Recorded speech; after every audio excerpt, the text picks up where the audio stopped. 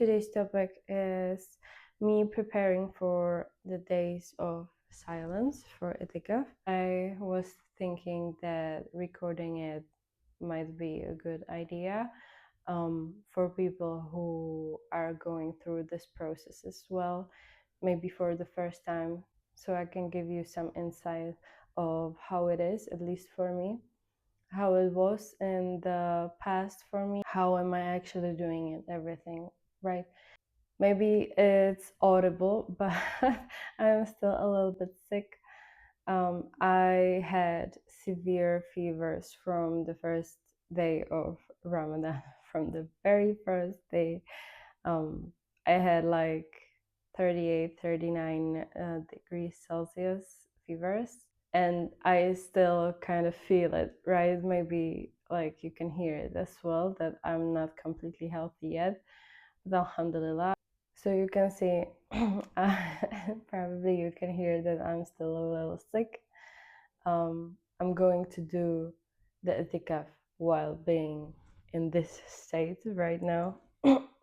While being a little sick, I will fast, and I was fasting the whole time. Yeah, let's get into it. And today I'm gonna explain what Itikaaf actually is. I will share what I was doing in the past, and maybe I'm gonna give some advice for people who are gonna try this for the first time this year. So let's get into it. What is Itikaaf? It's a concept where a person isolates themselves from kind of everything and from all the people, and they are focusing on themselves and their relationship with Allah. Like the word itikaf, I'm gonna read it, okay? The definition of the word itikaf is to isolate oneself or remain attached to something. It's like devoting oneself, okay? It's like isolating for the sake of Allah. Let's put it this way. I'm gonna explain the sunnah way of doing it, and then how I am doing it. According to the sunnah, it's the 10 last days of Ramadan, and you can do it either at home or staying at the mosque. You are there for the whole time, you are fasting, and you are not doing anything else, kind of like, of course you are praying, you are like reading the Quran and everything, like doing dhikr probably, but you are really trying to like keep it to yourself. So the ideal case for men is to be in the mosque. The ideal case for women is to be at home in some sort of home mosque, let's say, or like some space dedicated for prayers. But like it can be definitely done at home. Like if your conditions are not good, like for example for me, I'm living in the state where it's not very common to be Muslim, and people are not very welcoming towards it. In my city we have one mosque, and for women it's mostly closed, so it's like, you know, I don't know actually how it is for men, if you can go there like anytime. I wouldn't be surprised if not, but I'm not sure. I don't know, but like in my country it's not so easy to go to the mosque and spend the time there, so I'm gonna be at home. Yeah. So that's kind of the sunnah way of doing it, and how I was doing it and how I am gonna do it. I will not be doing the itikaf for the last 10 days this year of Ramadan, because I'm not sure if I will be able to do that for in that time.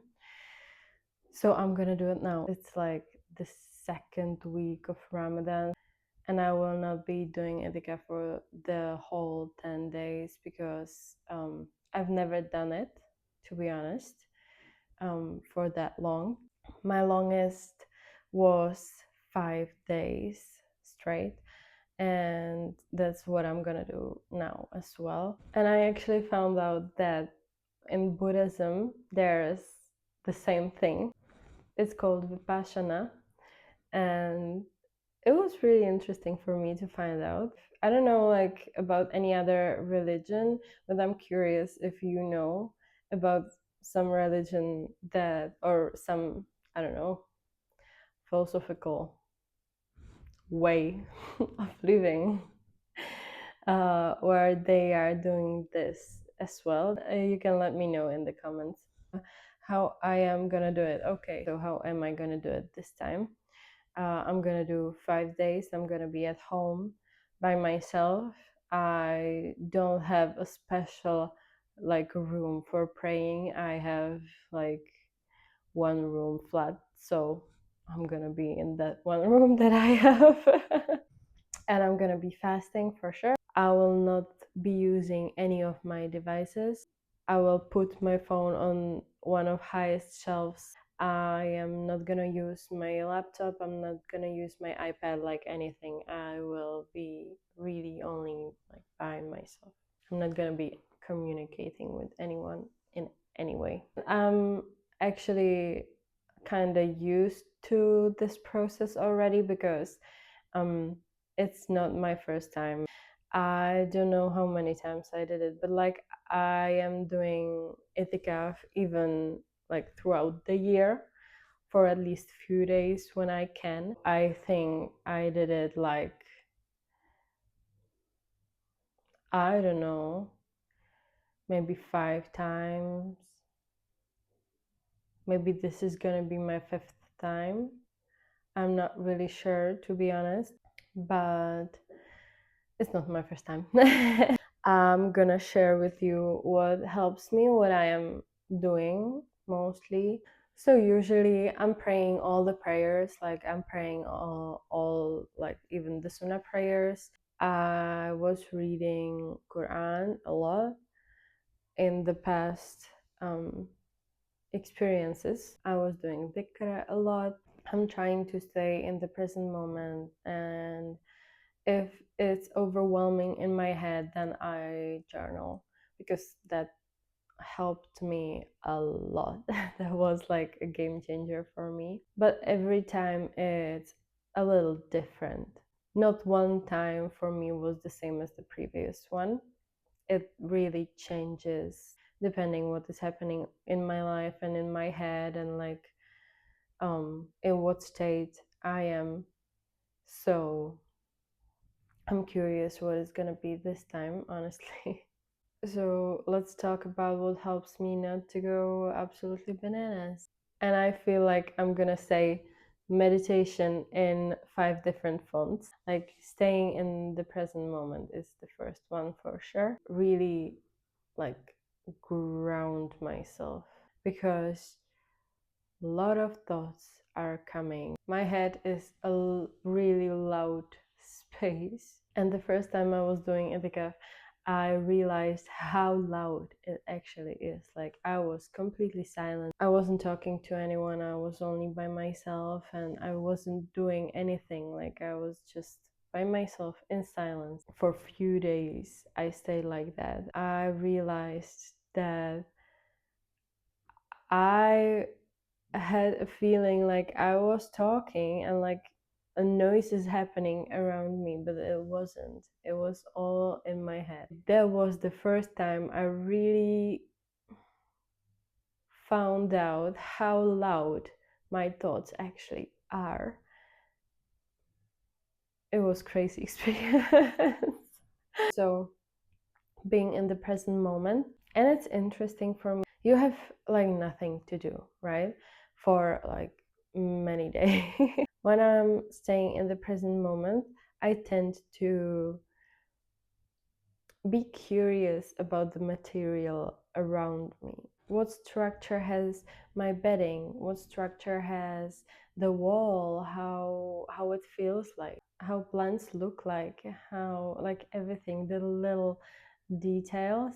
I'm focusing on that, or at least I'm trying to. Even like when you are doing things. Like I will need to prepare my food for suhoor and for iftar. I'm trying to really move slowly and focus on what I'm doing. And when I'm eating, I'm trying to focus how it tastes, focus on the consistency of the food and like everything. Another thing that is necessary, in my opinion, is that I need to be working with my thoughts, settle myself in the position of consciousness. There's always a lot of thoughts, and it tends to pull me in a lot. And the harder it pulls me in, the harder and the more difficult is to step outside of it again. And I wasn't doing this very effectively at all times. I was doing Itikaaf, and let me tell you, when it pulled me in, I was it was crazy. Like I was thinking I'm gonna go crazy, literally. I wasn't able to step outside of it and stay outside. If I managed to step outside of it, it was like immediate pull in again. And it was so difficult for me and so uncomfortable, and it took me days to make peace in my head again. So that's something I'm trying to be really careful about. But it's also about finding some kind of balance, because I cannot control all my thoughts. I cannot control, like, I cannot resist it, because what resists persists. I need to somehow like let it flow. But at the same time, as I am letting it flow, like I need to be aware of what is actually happening and how much it is pulling me in. This one is really hard for me, to be honest. The amount of thoughts coming to me is insane, and it's been great for me for like some trauma resolving and cleaning up my head and my thoughts. But the process of it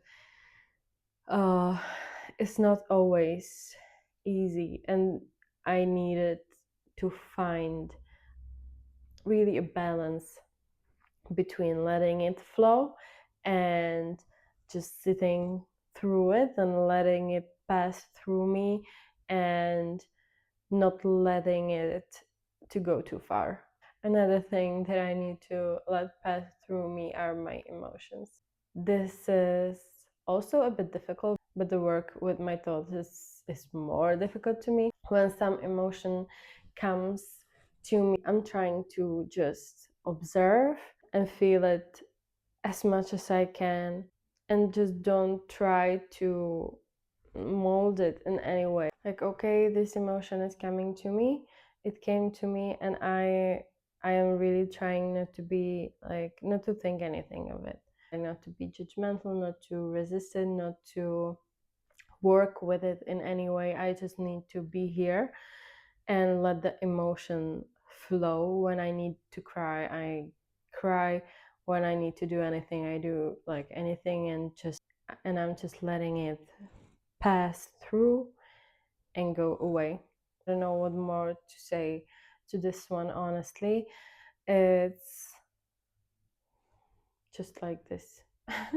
And as I said, a game changer for me was journaling. Not really in the way like every morning I'm gonna write something. I'm using this mostly when I notice that some unresolved stuff is coming to me repeatedly. Like it's some heaviness, it's some mostly about the same topic, right?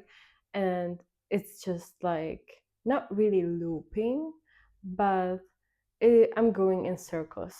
It's the same thing again and again and again and again. And in these cases, I like to just write down whatever comes to my mind. One time when I was doing this, I felt like, I don't know, 15 pages. It helped me a lot to move in this process, and it was really emotionally relieving for me. So this is a good thing. I recommend. 10 out of 10. So these are my go-to things that I am doing like every time, and how I'm spending the time while trying to keep it together.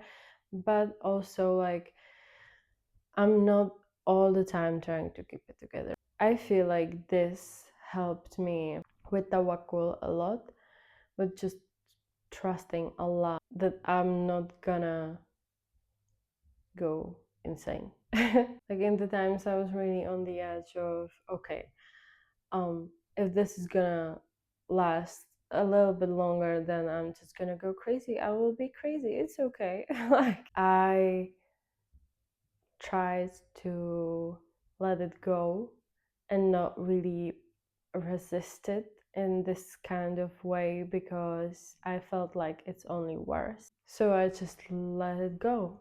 And I was like, okay, if going crazy is something that is supposed to happen to me, then I'm gonna let it be it. And if not, then good. Like, I'm just gonna see what is meant to happen. And I'm here, I'm mentally healthy, alhamdulillah. I think it gave me a lot of strength. So, all good. Okay, and as a last part of this video, I would like to talk about what I would recommend to people going into this, or going into this for the first time. And it's mostly what I was saying here. Try to be in the present moment. Heavy thoughts are gonna come, they will, and don't let them like shake you. It's okay. They are not there to hurt you, they are there to show you what you need to focus on, what you've been avoiding for a long time probably, and what needs to be resolved. They are messengers. They are trying to tell you something. Like, some trauma comes with heavy waves, like tsunami waves, and you cannot do like anything about it. You can control what your reaction to it is. So grounding, staying in the present moment. The breath work is also great. You sit down with yourself, the classic way of meditation, just sitting down and observing and letting the thoughts and the feelings just flow through you, not assuming that they are you or you are them, right? Like, they are something that came to you, and you just need to let them pass. Few nice examples, like real quick: sitting on the ground and feeling the ground, like with your body, right? With your hands, with your feet, like where are you sitting, everything. Like, try to focus on the grounding. The second one is go back into your body. If you are flying in your thoughts somewhere up there, I don't know, then try to come back down to your body. Try to feel your body, like slowly go from your toes, knees, like the whole legs, right? Your torso, one arm, the second arm, your head, neck, everything. Like, slowly go either from toes to head or from head to toe.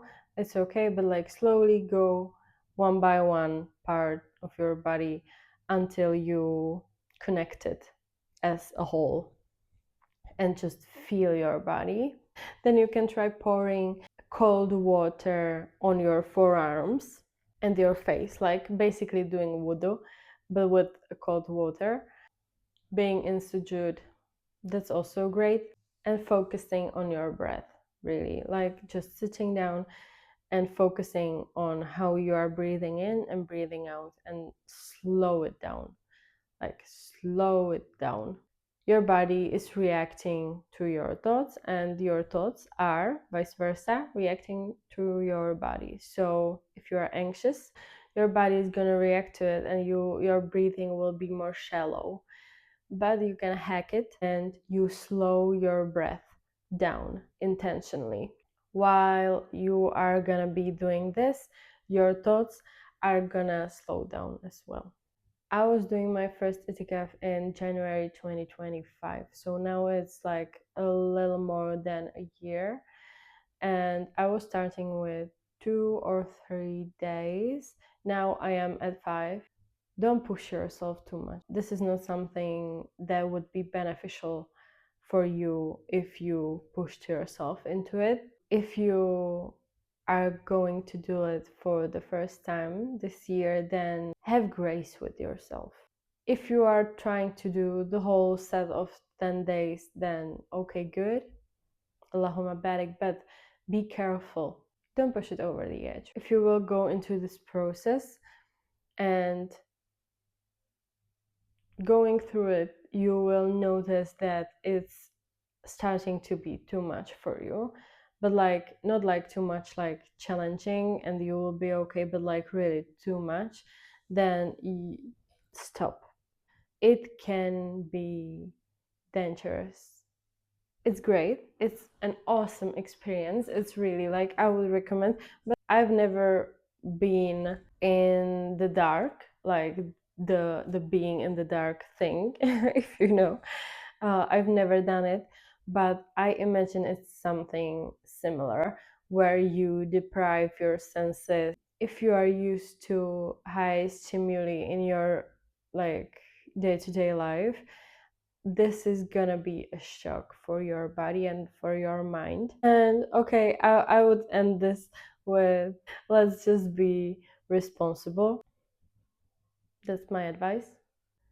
I would really like to record a video of my experience this year.